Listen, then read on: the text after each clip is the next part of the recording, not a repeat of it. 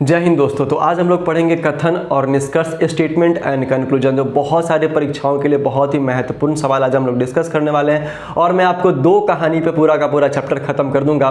ये आपको समझ में तभी आएगा जब आप लोग वीडियो को पूरा देखिएगा। उससे पहले हमारा टेलीग्राम चैनल यहाँ पे ज्वाइन कर सकते हैं आप लोग, लर्न विथ कुणाल गुरु। इस पर आपके सारे के सारे PDF क्लास के नोटिफिकेशन लिंक आपको सब कुछ मिलता रहेगा, वहाँ आप ज्वाइन कर सकते हैं। और मुझे पता है शेयर तो नहीं करोगे, लेकिन एक बार लाइक और शेयर कर देना सारे लोग, ठीक है। चलिए, जो हमारा पहला वाला क्वेश्चन आपको बोर्ड पे दिख रहा होगा, हम लोग चलेंगे दोनों कहानी की ओर। ध्यान रखिएगा और वीडियो को अंत तक देखिएगा, ठीक है। लिखा है क्या कथन में कि कुछ राज्यों के कॉलेज में बड़े पैमाने पे नकल की जा रही है जो उच्च शिक्षा के छात्रों की खराब गुणवत्ता का प्रतिनिधित्व करता है। कहने का मतलब है जो कॉलेजों में आपका नकल की जा रही है, जो नकल करके जो लोग पास कर रहे हैं उनके लिए तो बड़ा आसान है, लेकिन जो अच्छे छात्र हैं, जो एक्सीलेंट, जो ब्रिलियंट छात्र हैं, उनके लिए क्या है, ये ज़्यादा हानिकारक है, क्योंकि वो अपनी गुणवत्ता को प्रदर्शित नहीं कर सकते हैं जब तक नकल चलता रहेगा तब तक, ठीक है। इसके लिए आपका निष्कर्ष में क्या दिया है कि सरकार को उन कॉलेजों के खिलाफ सख्त कार्रवाई करनी चाहिए जो बड़े पैमाने पर नकल में शामिल हैं। हाँ, अब भाई देखना कि जो कथन कहा गया है उसी के अनुसार हम लोग निष्कर्ष को भी फाइंड आउट करेंगे, और निष्कर्ष जो है आपका वो कथन के अनुसार होना चाहिए, कथन से बाहर नहीं होना चाहिए। ये हमारा पहला कहानी कि जो भी आपका निष्कर्ष में बात कहा गया है वो अकॉर्डिंग टू स्टेटमेंट होना चाहिए, मतलब वो क्या होना चाहिए, कथन के अनुसार होना चाहिए, उससे बाहर नहीं होना चाहिए। इससे आपका आधा का आधा क्वेश्चन जो होगा वो सॉल्व हो जाएगा, प्रॉब्लम ज्यादा आसान हो जाएगा बनाने में, है ना, सॉल्यूशन जल्दी मिलने लगेगा। तो पहला वाला आपका जो निष्कर्ष है वो बिल्कुल सही है। पहला वाला जो निष्कर्ष है बिल्कुल सही है कि सरकार को उन कॉलेजों के खिलाफ सख्त कार्रवाई करनी चाहिए जो बड़े पैमाने पे नकल में शामिल है। कार्रवाई करेंगे तभी तो ब्रिलियंट वाले लोग, जो अच्छे पढ़ने में छात्र, जो दिन रात मेहनत करते हैं, वो आगे बढ़ सकेंगे, ठीक है। दूसरा क्या लिखा है कि कॉलेज में बड़े पैमाने पर नकल करने की प्रक्रिया को सतर्कता दल से कम किया जाना चाहिए और इससे संबंधित घटना से उच्च अधिकारियों को सूचित किया जाना चाहिए। हाँ, सतर्क दल जो होता है, जो नकल करने पर थोड़ा सा शिकंजा कस सकता है, उसको एक बार सूचित करना चाहिए और इससे जानकारी को जो हमारे पास उच्च अधिकारी हैं उनसे संपर्क करना चाहिए, या फिर उनको कहना चाहिए ऐसा ऐसा सर आगे से नहीं होना चाहिए। तो मेरे भाई दोनों का दोनों मेरा निष्कर्ष सही है, और दोनों निष्कर्ष हमारा अकॉर्डिंग टू स्टेटमेंट है, कथन से बाहर है ही नहीं। तो आपका ऑप्शन नंबर सी क्या है, मेरा सही है, मतलब 1 और 2 जो है वो दोनों का दोनों अनुसरण करता है, इंप्लिसिट हो जाएगा। चलो, बिल्कुल सही है, यहां तो कोई परेशानी नहीं।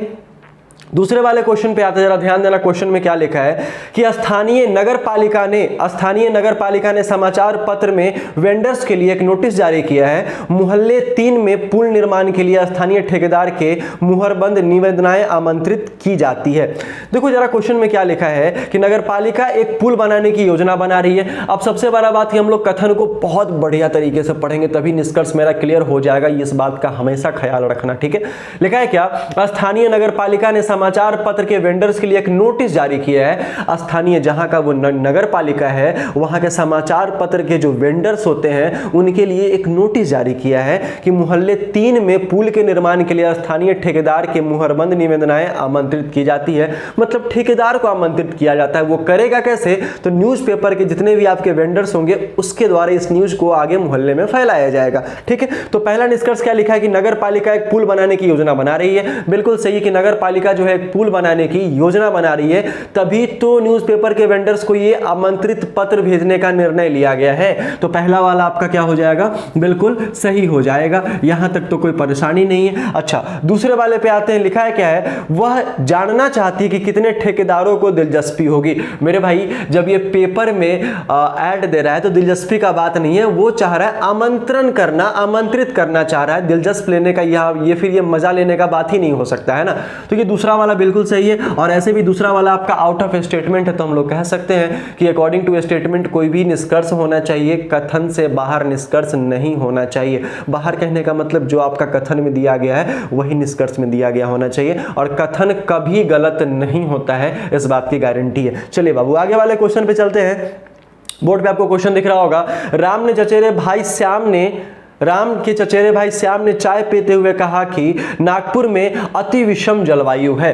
क्या बोला कि राम के चचेरे भाई, राम का कोई चचेरा भाई है, श्याम ने चाय पीते हुए कहा कि नागपुर में अति विषम जलवायु है। निष्कर्ष में क्या लिखा है कि नागपुर में सर्दियों में सर्दी और ग्रीष्म में गर्मी होती है, ऐसा कहा गया, पहला नंबर वाले निष्कर्ष में कहा गया है। ठीक है, उसके बाद क्या लिखा है कि राम और श्याम चचेरे ममेरे भाई या बहन है। अब तुम एक बात बताओ कि नागपुर में सर्दियों में सर्दी होती है और ग्रीष्म में गर्मी होती है। भैया ऐसा तो कुछ नहीं कहा गया, वहां कहा गया है कि वहां का जो मौसम है, वहां का जो आपका ये क्या बोलते हैं, जो एनवायरमेंट है, जो जलवायु है, वो अति विषम है ना, अभेदनीय है कहा गया है। तो पहला वाला मेरा बिल्कुल क्या हो जाएगा, गलत हो जाएगा, है ना, पहला वाला मेरा बिल्कुल गलत हो जाएगा। और राम के चचेरे भाई है तो चचेरे ममेरे फुफेरे भाई या बहन लग सकते हैं, मतलब जिसको हम लोग कजन कहते हैं। तो दूसरा वाला मेरा बिल्कुल क्लियर कर रहा है और ये अकॉर्डिंग टू स्टेटमेंट भी दिया गया है, तो इस बात का भी ख्याल रखिएगा। चलिए आगे वाले क्वेश्चन पे चलते हैं। कथन में क्या लिखा गया है कि क्रिकेट बोर्ड के अध्यक्ष ने कहा है कि जिन लोगों का साक्षात्कार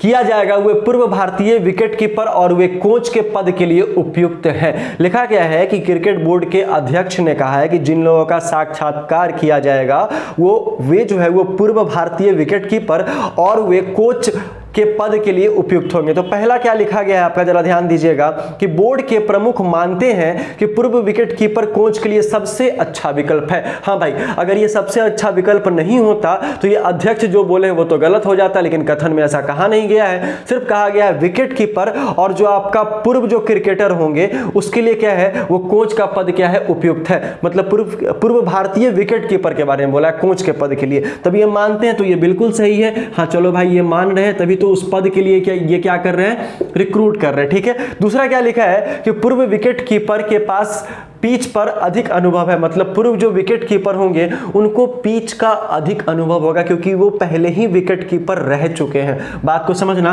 तो मेरा दोनों का दोनों निष्कर्ष सही है। तो हम लोग कह सकते हैं कि ऑप्शन नंबर मेरा बी जो है वो आपका फॉलो कर रहा है। मतलब दोनों का दोनों जो निष्कर्ष है वो अनुसरण करता है, इम्प्लिसिट है आपका, इस तरीके से हम लोग उसको कह सकते हैं। अच्छा, नेक्स्ट वाले क्वेश्चन पे आते हैं। लिखा है, देखो जरा क्वेश्चन जरा ध्यान से देखना, बड़ा ही बढ़िया क्वेश्चन है। लिखा है क्या यहाँ पे कि एक बहुराष्ट्रीय कंपनी के सीईओ ने कहा है कि डे केयर सेंटर हमारे कर्मचारियों को उपलब्ध कराया जाएगा ताकि युवा माँ अपने बच्चों को खुद से दूर घर पर ना रखना पड़े। ठीक है, डे केयर सेंटर करना पड़ेगा, मतलब जहां कर्मचारी, अगर मान लो कोई भी महिला कर्मचारी है वो अपने बच्चे को छोड़कर आती है घर पे, वो जहां काम करती है वहां बच्चों को लाना अलाउ नहीं होता है। इसीलिए ये क्या किया है, एक बहुराष्ट्रीय कंपनी के सीईओ ने कहा है यहां पे कि डे केयर सेंटर, मतलब उसके बच्चे का भी ख्याल रखा जाएगा और मां भी काम पे रहेगी। इन दोनों का ख्याल रखने के बाद वहां पे कर्मचारी के रूप में महिला काम कर सकती है, इसके बारे में कहा गया है। तो पहला जो कहा गया है कि सीईओ के कार्यस्थल पर एक डे केयर सेंटर खोलने की घोषणा की है। हाँ, ऐसा कहा गया है अपने कर्मचारियों के लिए। तो पहला वाला मेरा बिल्कुल सही है मेरे भाई, पहले वाले में तो कोई दोष है नहीं है। ठीक है, दूसरा क्या लिखा है कि सीईओ अपने महिला कर्मचारी के द्वारा सुविधा का उपयोग करने की उम्मीद कर रहा है ताकि वे घरेलू दायित्वों के कारण तनाव मुक्त रहे। देखो ये क्या कहा है कि महिला जो भी काम करने आती है वो थोड़ा पहले चली जाती होगी या किसी कारणवश से किसी दिन नहीं आ पाती होगी, क्योंकि उसके पास पता होगा उनके बाल बच्चे घर पे बैठे रहते हैं, तो टेंशन वहां का लगा रहता है। हर एक माँ बाप को इस बात का टेंशन रहता है कि हम यहाँ काम करें तो मेरे बाल बच्चे किसके पास होंगे, कैसे होंगे, कुछ खाएं या नहीं खाए होंगे। तो इन सारे चीजों के लिए ये क्या कहा है कि महिला यहाँ कर्मचारी के रूप में काम भी करेगी, तनाव मुक्त भी रहेगी और अच्छे तरीके से हमारा काम भी क्या हो जाएगा, हैंडल होता चला जाएगा। ठीक है, चलो तो दोनों का दोनों सही है, तो आंसर आपका क्या होगा, ऑप्शन नंबर डी हो जाएगा। मतलब दोनों अनुसरण करता है। आ रही है बातें समझ में? तो एक बार सारे लोग शेयर कर देना, बहुत मजा आ रहा होगा। नेक्स्ट वाले क्वेश्चन में क्या लिखा है कि कथन, इस बैठक का आयोजन बहुत अच्छे से किया गया है। कथन में ही बोला गया कि इस बैठक का आयोजन बहुत अच्छे तरीके से किया गया है। तो पहला, आयोजक व्यापार जगत के लोग हैं, ऐसा कहा गया है कि आयोजक जो है वो व्यापार जगत के लोग हैं। सुनते रहना ध्यान से सिर्फ। लिखा है क्या दूसरा में कि आयोजक बैठक का आयोजन करने में बहुत सुव्यवस्थित रहे हैं। अब एक बात बताओ कि मान लो भैया इस बैठक का आयोजन बहुत अच्छे से किया गया है, तो बैठक आयोजन करने वाले वो वहां जरूरी नहीं कि व्यापार जगत के लोग हो सकते हैं, वो कोई बैठक का अरेंजमेंट करने वाला कोई भी हो सकता है। तो इस बारे में कहीं कुछ कहा ही नहीं गया है। तो भैया पहला वाला तो मेरा गलत हो जाएगा ना, क्योंकि जो अरेंजमेंट किया है बैठक का वो व्यापारी लोग नहीं हो सकता या फिर कोई और हो सकता है। इसके बारे में हम श्योर नहीं है, तो हम लोग कह ही नहीं सकते कि ऐसा भी पॉसिबिलिटी हमारा बन सकता है। ठीक है, दूसरा क्या लिखा है, आयोजक बैठक का आयोजन करने में बहुत सुव्यवस्थित रहे हैं। मतलब आयोजक जो है वो बैठक का अरेंजमेंट करने में बहुत एक्टिव थे कि मेरा एक एक एक चीज क्लियर हो जाए, मेरा एक एक चीज सही हो जाए, तभी तो कथन में कहा गया ना कि बड़ा ही शानदार रूप से आयोजक का बैठक किया गया है। तो मेरा दूसरा वाला सही है। अब जब ये दूसरा वाला सही है तो ऑप्शन नंबर आपका क्या हो जाएगा? ऑप्शन नंबर आपका सी हो जाएगा। ठीक है, ऑप्शन नंबर आपका क्या हो जाएगा? सी हो जाने वाला है। क्लियर है, बात आ रही है समझ में? चलो नेक्स्ट वाले क्वेश्चन की ओर चलते हैं। कथन में लिखा है कि मेरे कुत्ते को भोजन पसंद है। अनीता अपने मित्र से कहती है,